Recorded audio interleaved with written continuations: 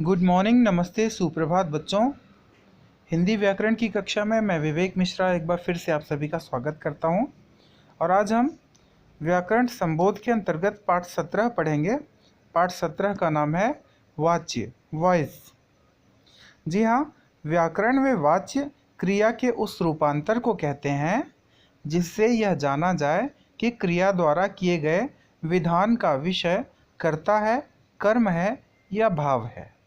यहाँ पर मैं स्पष्ट करना चाहूँगा कि वाच्य जो परिवर्तन होता है वो 3 आधार पर होता है, या तो कर्म के आधार पर, या कर्ता के आधार पर, अथवा भाव के आधार पर।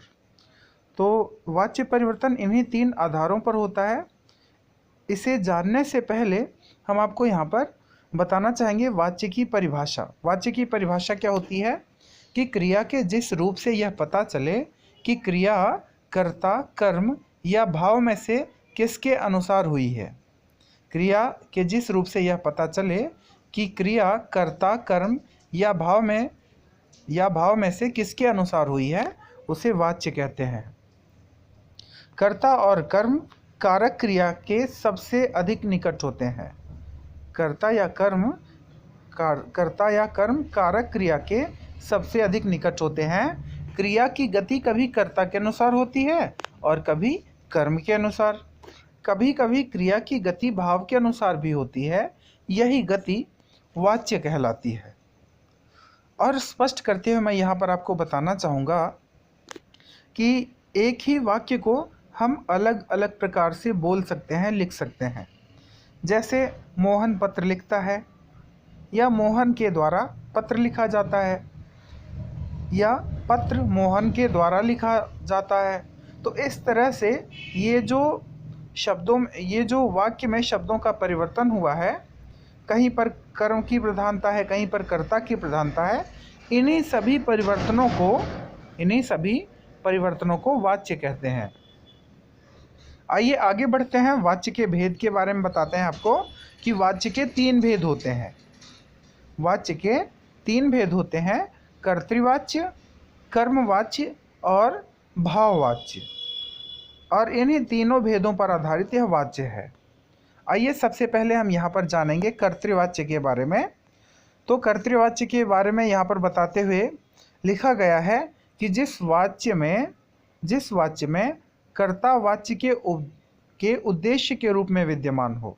जिस वाच्य में कर्ता वाच्य के उद्देश्य के रूप में विद्यमान हो, उसे कर्तृवाच्य कहते हैं। इसमें कर्ता की प्रधानता होती है। और यहाँ पर मैं यह भी आपसे बताना चाहूँगा कि जहाँ पर जिस वाक्य में कर्ता के कार्य करने की प्रधानता होती है, जहाँ पर कर्ता की प्रधानता होती है जिस वाक्य में, वहाँ पर कर्तृवाच्य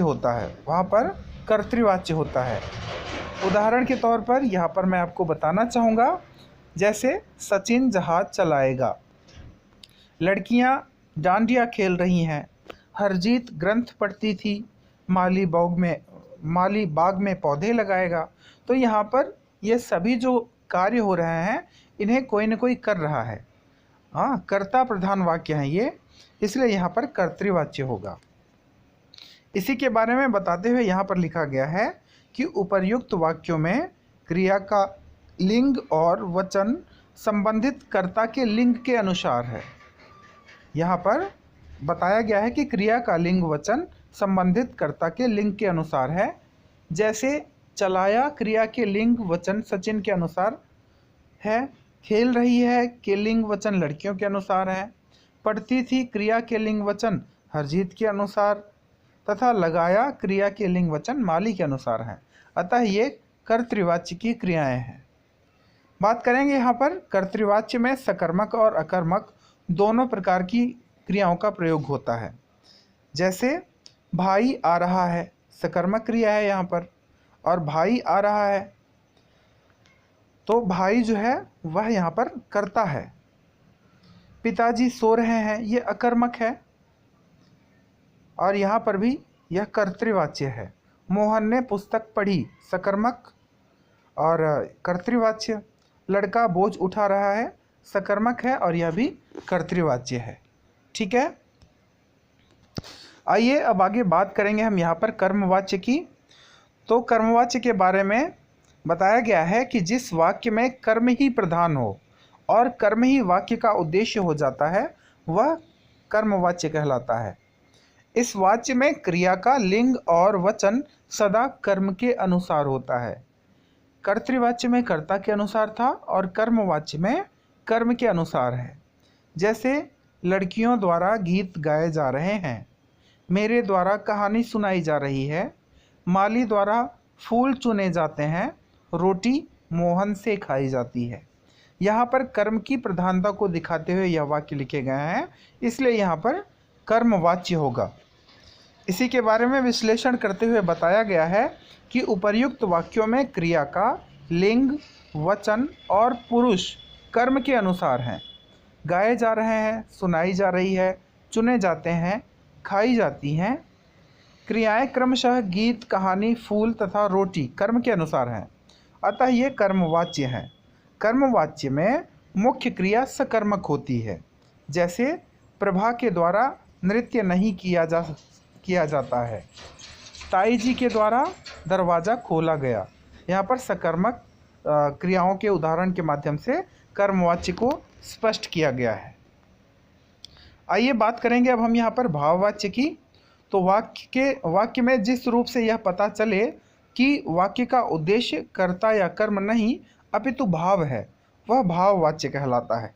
या यह भी कह सकते हैं कि जहाँ पर न तो कर्म की प्रधानता हो न ही कर्ता की प्रधानता हो, जहाँ पर भाव की प्रधानता हो, जिस वाक्य में भाव की प्रधानता हो वहाँ पर भाववाच्य होता है। इस वाच्य में क्रिया न तो कर्ता के अनुसार होती है और न ही कर्म के अनुसार, बल्कि यह भाव के अनुसार होती है। जी हाँ, यही बात अभी मैंने आपको बताई, यही यहाँ पर लिखी हुई है। जैसे मुझसे चला नहीं जाता, बच्चों से चुपचाप बैठा नहीं जाता, उससे पढ़ा नहीं जाता, गीता से हंसा गया। तो यहाँ पर इन चारों वाक्यों में भाव की प्रधानता है, इसलिए यहाँ पर भाववाच्य होगा। उपर्युक्त वाक्यों में चला नहीं जाता, पढ़ा नहीं जाता, बैठा नहीं जाता, हंसा गया आदि क्रियाएं कर्ता के विषय में कुछ नहीं कह रही हैं, न कर्म के विषय में कुछ कह रही हैं। इसमें केवल भाव प्रधान है, अतः ये भाववाच्य है। भाववाच्य में केवल अकर्मक क्रियाओं का प्रयोग होता है। ये बात ध्यान रखने योग्य है यहाँ पर कि भाववाच्य में केवल अकर्मक क्रिया का प्रयोग होता है। जैसे चलो अब चला जाए, थोड़ी देर टहल लिया जाए, दादी से उठा नहीं जाता, रोगी से सोया नहीं जाता। तो इस तरह से यहाँ पर उदाहरणों के माध्यम से यह बताया गया है कि जहाँ पर भाव की प्रधानता होती है वहाँ पर भाववाच्य होता है। आइए बात करेंगे वाक्यों की पहचान की। तो यहाँ पर कुछ एक पहचान दी गई है वाक्यों की, इसे हम अच्छी तरह से समझें। कर्तृवाच्य में कर्ता बिना विभक्ति के होता है अथवा कर्ता के साथ ने विभक्ति होती है। कर्मवाच्य में कर्ता के साथ से या के द्वारा विभक्ति का प्रयोग होता है। ध्यान रखेंगे, कर्तृवाच्य में कर्ता के साथ ने विभक्ति जुड़ी होती है, कर्मवाच्य में कर्ता के साथ से या के द्वारा विभक्ति का प्रयोग होता है। कर्मवाच्य में मुख्य क्रिया सकर्मक के साथ जाना, क्रिया का लिंग वचन काल के अनुसार रूप जुड़ा होता है। भाववाच्य में भी कर्ता के साथ से या के द्वारा कारक चिन्ह होता है। भाववाच्य की क्रिया सदा अन्य पुरुष लिंग एक वचन में रहती है। कर्मवाच्य में जा का प्रयोग वैकल्पिक रूप में होता है, जबकि भाववाच्य में इसका प्रयोग अनिवार्य रूप से होता है। ठीक है, आइए अब हम आपको कुछ उदाहरणों के माध्यम से वाच्य परिवर्तन को और अधिक सरल रूप में आपके सामने प्रस्तुत करते हैं। जैसे कर्तृवाच्य से कर्मवाच्य बनाना, कुछ शर्तें हैं यहाँ पर, उसे आप अच्छी तरह से समझ लें। जैसे सर्वप्रथम कर्तृवाच्य की मुख्य क्रिया के साथ सामान्य भूतकाल में परिवर्तित किया जाता है। जैसे वैभव पुस्तक लिखता है या पढ़ता है, और इसे हम क्या लिखेंगे, वैभव से पुस्तक पढ़ी या लिखी गई। तो यहाँ पर कर्तृवाच्य से कर्मवाच्य बनाया गया। तो वैभव से पुस्तक, यहाँ पर पुस्तक की प्रधानता है, कर्म की प्रधानता, तो इस तरह से यहाँ पर कर्तृवाच्य का कर्मवाच्य में परिवर्तन किया गया। उस परिवर्तित क्रिया के साथ जाना, क्रिया का काल, पुरुष, वचन और लिंग के अनुसार जो रूप बने उसे जोड़कर साधारण क्रिया को संयुक्त क्रिया में बदला जाता है, जैसे लिखी गई, है ना। फिर है यदि कर्ता के साथ कोई विभक्ति लगी हो तो उसे हटाकर से अथवा के द्वारा लगाया जाता है। ने हटाकर से लगाया जाता है, जैसे वैभव ने पुस्तक लिखी, वैभव से पुस्तक लिखी गई। ठीक है। जब क्रिया द्विकर्मक होती है तो कर्मवाच्य बनाते समय क्रिया के लिंग, वचन, पुरुष प्रधान कर्म के अनुसार रखे जाते हैं। बताया गया है यहाँ पर कि कर्तृवाच्य को जब हम कर्मवाच्य में बदलते हैं तो कर्मवाच्य के कर्म के अनुसार उस क्रिया का लिंग और वचन परिवर्तित कर दिया जाता है। जैसे माँ बच्चे को दूध पिलाती है, ये कर्तृवाच्य है, और माँ से बच्चे को दूध पिलाया जाता है, यह कर्मवाच्य है। कुछ और उदाहरण यहाँ पर देखेंगे कर्तृवाच्य और कर्मवाच्य के। जैसे गौरव ने पुस्तक लिखी, गौरव से पुस्तक लिखी गई। समीर ने लड़के को पीटा, समीर से लड़का पीटा गया। क्या तुमने खाना खा लिया है, क्या तुमसे खाना खा लिया गया है। विभा फूल चुनती है, विभा से फूल चुने जाते हैं। मैं लिख रहा था, मुझसे लिखा जा रहा है। वह गा चुका था, उसके द्वारा गाया जा चुका है। हम सचिन के घर जाएंगे, हमसे सचिन के घर जाया जाएगा। मनोज ने दरवाज़ा खोला, मनोज द्वारा दरवाज़ा खोला गया। उसने पैसे गिने, उससे पैसे गिने गए। माँ खाना पका रही है, माँ के द्वारा खाना पकाया जा रहा है। तो इन उदाहरणों में आपने देखा कि किस तरह से कर्तृवाच्य का परिवर्तन कर्मवाच्य में किया गया है। कर्तृवाच्य में कर्ता की प्रधानता दिखाई गई है और कर्मवाच्य में कर्म की प्रधानता दिखाई गई है। आइए आगे बात करते हैं कर्तृवाच्य से भाववाच्य बनाना। कर्तृवाच्य से भाववाच्य बनाते समय क्या होता है, विभक्ति चिन्ह से लगाया जाता है। सदैव क्रिया सदैव पुल्लिंग, एक वचन तथा अन्य पुरुष की होती है। जा क्रिया के विभिन्न जो क्रिया है, जा क्रिया के विभिन्न रूपों का प्रयोग होता है, जैसे जाता, जाए आदि। आइए कुछ उदाहरणों के माध्यम से भाव आपको कर्तृवाच्य को भाववाच्य में बदल कर दिखाते हैं। जैसे मैं बैठ नहीं सकता, मुझसे बैठा नहीं जाता। आकाश नहीं पढ़ता, आकाश से पढ़ा नहीं जाता। अब चलें, अब चला जाए।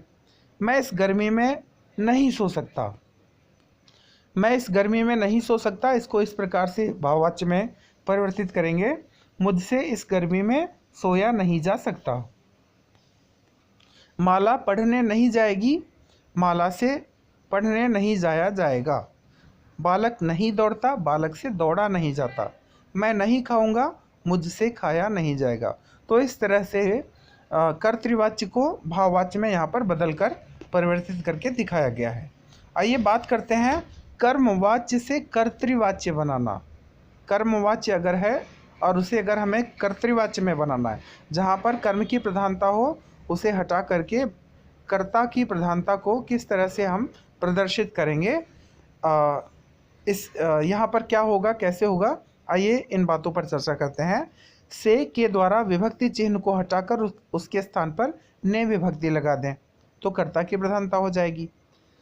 क्रिया के लिंग, वचन कर्ता के अनुसार बदल दिए जाते हैं, परंतु यदि क्रिया सामान्य भूतकाल की है तो लिंग, वचन कर्म के अनुसार ही रहते हैं।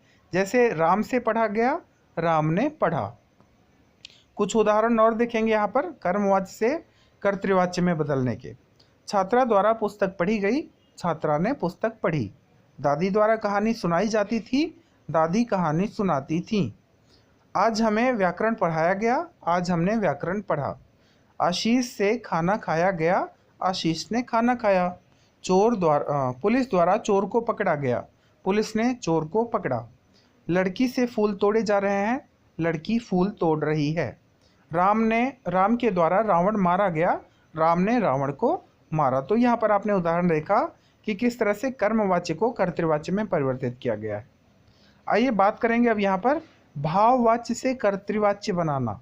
जहाँ पर भाव की प्रधानता हो, वहाँ पर जब हम उस भाव को कर्ता में परिवर्तित करते हैं तो किस प्रकार से यह परिवर्तन होता है, आइए देखते हैं। से के द्वारा परसर्ग हटा दिए जाते हैं, क्रिया के लिंग, वचन कर्ता के अनुसार बदल दिए जाते हैं, ये शर्तें होती हैं।